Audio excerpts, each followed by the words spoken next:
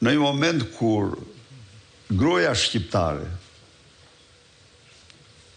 ndodhet në vitet më të vështira, ndër më të vështirat e saj.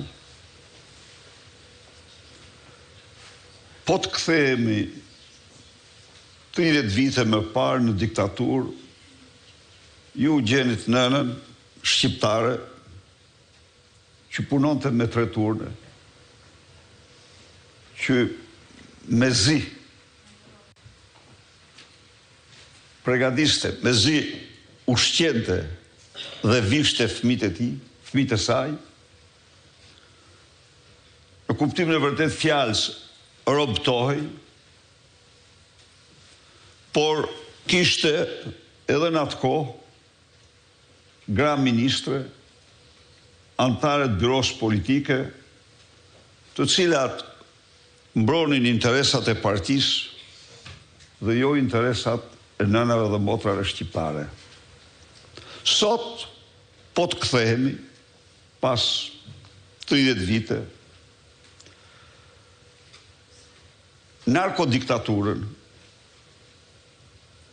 apo diktaturën e bandave, ato të cilat e vuajnë më shumë se të gjithë të tjerët janë nënat, gratë dhe vajzat.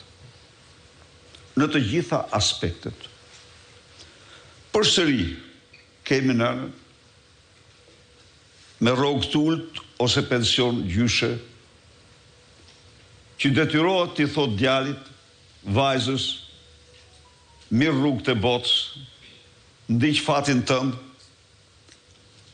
sepse nuk të mbaj dot, sepse nuk të ushqej dot, sepse nuk jetojmë dot në zbashku, nuk kemi të ardhura. Sepse të ardhurat e saj, me të ardhurat e saj është faktuar që 41% e familjeve nuk ushqejnë dot fëmijët në mënyrë të përshtatshme, sepse janë në limitet e varfërisë. Pra, ka një situatë dramatike të nënave dhe grave shqiptare. Ka ministre, ka deputete. Do t'u jap një shembull. Para një viti, qeveria franceze i akordoi qeverisë shqiptare 60 milion euro të destinuara për ndihmën e grave. Dhe ç'është e vërteta, unë e vlerësova. Po pse ku shkuan ato? Ato u futën në buxhet për t'u vjedhur. 60 milion euro nuk ishin pak. Se me 60 milion euro mund të zbusje kredit e mira grave në biznes. Me 60 milion euro mund të mbështesje mira start-upe të tyre. Mund nërmidhje pra, ishte një plus që ligji e kërkon se në ato 60 milion euro të ofruara ndihmë bujare, do të fusë dhe ti një fond. Do të fusë dhe ti një përqindje për të treguar, por aty ky fond kaloi i tëri, u trupzuan buxhet dhe humbi krejtësisht destinacionin e tij. Pse u ndala këtu? U ndala këtu tek shëmbëltyra. Edhe atër kishte antarë byroje politike, edhe atër kishte organizat gruaje, edhe sot ka disa ministre,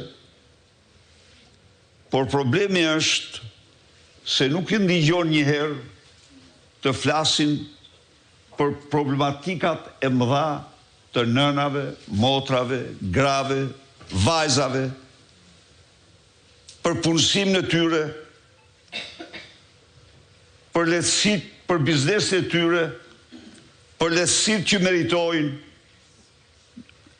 faktikisht, po të vini re fjalorin e përditshëm,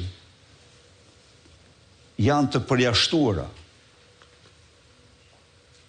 Nuk flitet për gratë, sikur nuk ekzistoj. Ndërkohë, ato janë absolutisht më të dhunuarat, ndofta në të gjithë Europën, dhuna ndaj tyre është rritur me 50% dhe më shumë, dhe në fakt po të marrë shifrat, po të raportosh shifrat e ekzistuese të sotme të popullatës, është rritur me 100%, e të gjitha formave. Përsëri për to nuk flitet. Nuk është e rastit. Kryeministri Edi Rama është kryeministri më mizogen që ka patur Shqipëria ndonjëherë dhe që ka njohur Europa. Ato shpërthime që pat ju pa qira Tovolinës, ato janë zakonshme në mbledhjen e Këshillit të Ministrave. Janë të zakonshme në ditën e tij të punës. Ndaj dhe ai nuk thot dot një fjalë të vetme në mbrojtje, në mbështetje të grave dhe vajzave. Nuk ka një projekt të vetëm. Nuk mund të tregoj kjo qeveri një projekt të vetëm, me cilin ajo lufton për suksesin e tyre. Çështja themelore vetë kuptohet, është muri i patriarkisë. Muri i patriarkisë është një mur shekullor, dhe e them dhe përsëris gjithnjë, është dhunuesi kryesor i njerive dhe drejtave të njeriut në shoqëri njerëzore. Në Shqipëri, po kudo